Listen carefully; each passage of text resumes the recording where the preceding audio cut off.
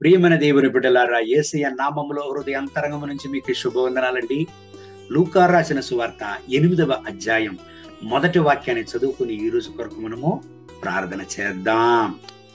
వెంటనే ఆయన దేవుని సువార్తను తెలుపుచు ప్రకటించుచు ప్రతి పట్టణములోనూ ప్రతి గ్రామములోనూ సంచారము చేయచుండగా, ప్రభు అయిన యేసయ్య ఈ భూలోకములో సేవ చేసినప్పుడు పట్టణాలలోనూ గ్రామాలలోనూ ఆయన తిరిగి ప్రసంగించాడంట.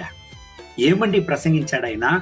మారు మనసు పొందుడి, పరలోక రాజ్యము సమీపంగానున్నదని. యేసు ప్రభు తరువాత శిష్యులు ఏమండి ప్రసంగించారు? వాళ్ళను ఇదే ప్రసంగించారు.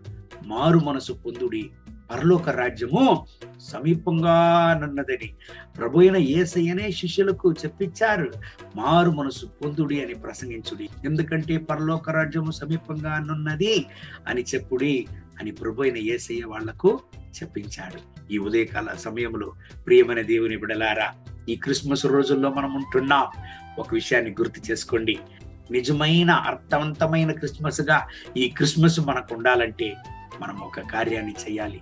అది ఏమంటేది, దేవుని రాజ్యపు సువార్తను ప్రకటించాలి. ఎందుకంటే ఆయన త్వరలో రాబోతున్నాడు. ఆయన రాకడ సూచనలు ఏమంతా ప్రభు అయిన యేసయ్య చెప్పాడో అదన్నీ జరుగుతున్నది మనం చూస్తున్నాం.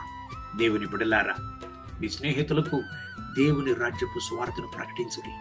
మీ బంధువులకు, దేవుని ఎరుగని వారికి ఈ సువార్తను ప్రకటించేటువంటి బాధ్యతను నీ చేతిలో నా చేతిలో దేవుడు ఇచ్చి ఉన్నాడు. ప్రభు అయిన యేసయ్యనే ఒక సత్యాన్ని చెప్పి ఉన్నాడండి, నాకు సేవ చేసే వాళ్లను యెహోవా గణపరుస్తాడు అని చెప్పున్నాడు. ఆయనకు సేవ చేసే వాళ్లను ఆయన గణపరుస్తాడండి. దేవుని సేవని చెయ్యండి, ఆయన మిమ్మల్ని గణపరచును. ఈ దేవుని వాగ్దానం ప్రకారం దేవుడు మిమ్మల్ని ఆశీర్వదించి ఆయన సేవలో ఉపయోగించి మిమ్మల్ని గణపరచును గాక. కళ్ళు మూసి ప్రార్థన చేద్దామా? మహోన్నతమైన ప్రభువా, ఈ ఉదయకాల సమయంలో నాతో కూడా ఏకీభవించి ప్రార్థన చేసి ఈ దేవుని బిడ్డల కొరకు ప్రార్థన చేస్తున్నాను.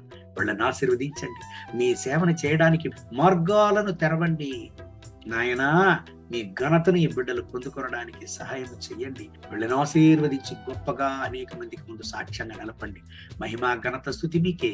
యేసయ్య నామములో వేడుకుంటున్నాం మా ప్రియ పరలోకపు తండ్రి. ఆమేన్, ఆమేన్.